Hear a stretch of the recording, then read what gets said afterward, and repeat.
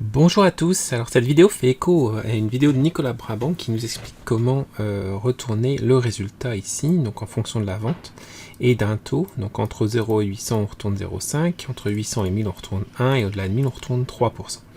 Donc on veut récupérer les informations ici. Donc il y a plusieurs méthodes, et je voudrais en présenter une autre qui n'a pas été présentée dans la vidéo de Nicolas. Avant ça, on va d'abord récapituler. D'après moi, la meilleure méthode ici, c'est recherche X, en tout cas pour un contexte simple. Puis on va voir un petit peu comment utiliser d'autres approches. Alors, on va taper recherche X, comme ceci. La valeur cherchée, eh bien, ça va être celle-ci. La plage de recherche, alors ça va être celle qui se trouve ici. Alors, avant de faire une recherche, je vais d'abord mettre sous forme de tableau. Donc on va mettre ceci sous forme de tableau comme ceci. Dans la création du tableau, je vais renommer le tableau, je vais l'appeler T, taux, commission. Voici. Je recommence ma formule, égale recherche X. Ma valeur cherchée, c'est celle-ci, point virgule. Le tableau de recherche, contrôle espace, c'est celui-là. Le tableau renvoyé, c'est celui-là. Si non trouvé, on va renvoyer erreur. Et le mode de correspondance, alors ça c'est très important, si vous êtes habitué à VLOOKUP par exemple ou index match, et bien ici il faut utiliser -1 et non pas 1 pour avoir la même correspondance. Finalement c'est une recherche du premier au dernier, donc on va mettre 1 comme ceci. Voilà, on vérifie que tout fonctionne bien, donc ça c'est parfait. Je peux recopier vers le bas sans avoir besoin de figer puisque je fais référence à un tableau. Et on va regarder si tout fonctionne bien. Donc les chiffres ici sont bons.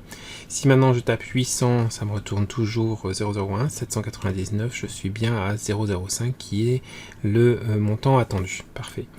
J'annule et j'annule pour revenir à ce que j'avais au départ.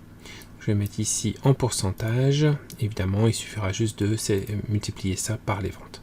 Alors on va voir maintenant une autre méthode qui est une méthode à base de filtres. Alors pour ça, je vais faire un copier-coller de ceci dans une autre feuille et on va recommencer ici avec les filtres.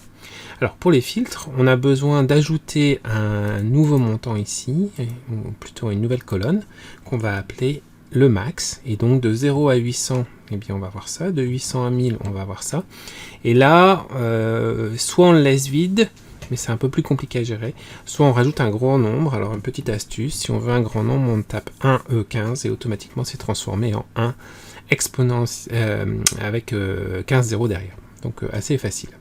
Il me semble que c'est la notation scientifique. On va ensuite reprendre le filtre, donc ça va être égal au filtre de tableau. Alors le tableau qu'on veut retourner, c'est donc les taux, point virgule. Et là, si vous avez des souvenirs de SumProd, eh bien, on va utiliser une approche similaire qui consiste à dire que on veut que 500 soit supérieur à 0, supérieur ou égal, en fait, donc à la place du minimum, que l'on multiplie par 500 inférieur. Et on va prendre le maximum. Donc il doit être entre le minimum et le maximum simplement. Je valide par entrée. J'ai donc bien mon 0,5, parfait. Je recopie vers le bas et j'ai ensuite 1 et 3%. Voilà, donc c'est une solution intermédiaire par rapport à la solution de Nicolas. Enfin une solution complémentaire, pardon. Mais c'est aussi une solution intermédiaire dans le sens où on peut construire des filtres beaucoup plus élaborés. Alors, supposons que, donc ça ce sont les commissions pour des commerciaux, et là on a un petit problème, c'est que on a la date de la vente. Voilà, je calcule ma commission en fonction de la vente, mais bien le commercial 1 a fait une autre vente de 1500 par exemple, et la date de la vente se trouve après un changement de taux. Et on aimerait bien conserver le même tableau pour pouvoir faire des analyses récapitulatives. Alors comment gérer un problème comme ça? Eh bien on va utiliser ce qu'on appelle une date de début et une date de fin. C'est une technique que j'ai vue déjà il y a plus de 20 ans dans des bases de données relationnelles, et on va y voir ici comment on peut facilement l'implanter maintenant qu'on a la fonction filtre. Alors, je vais ajouter ici deux colonnes, comme ceci. On va, donc CTRL+, date de début, date de fin. Voilà. Et donc on va dire que par exemple, ça c'était les taux au 1-1 2022. Voilà. Et la date de fin, on va dire que bien ça s'arrête au 31-8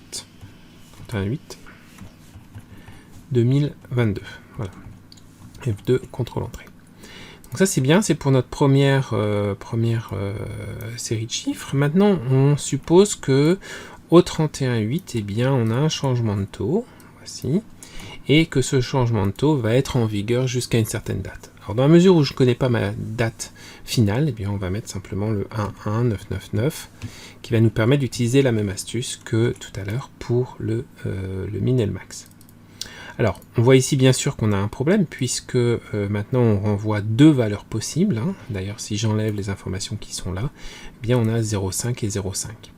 Donc ce qu'il faut, c'est prendre en compte la date de la vente. Alors, supposons que ces ventes-là aient été faites, on va les mettre au 1er février par exemple, voilà, et que la dernière vente a été faite, mettons, le 21/09/2022.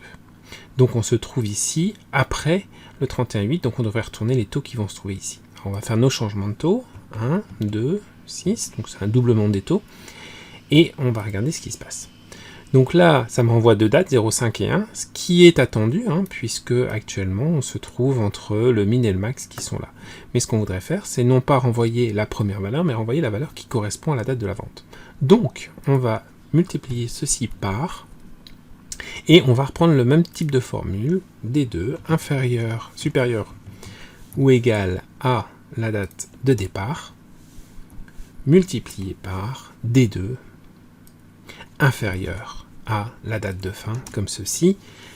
Je n'oublie pas ma parenthèse, j'appuie sur Entrée, on a bien 0,5 qui est donc la date, qui correspond donc à la date entre le 1er janvier 2022 et le 31 août 2022. Je recopie vers le bas, je vérifie que tout fonctionne bien. Et bien ici on a bien 6 puisque on se trouve plus haut que 1000 et entre ces deux dates là. Alors supposons que quelqu'un ait fait une erreur de frappe, pour tester, je vais mettre par exemple la date d'aujourd'hui ici, au lieu de 1, on a maintenant 2, donc ça a l'air de très bien fonctionner. Voilà, donc j'espère que ce petit exemple va vous ouvrir toute une gamme de possibilités. Et puis je remercie encore Nicolas pour ses idées de petits défis quotidiens. À bientôt, au revoir.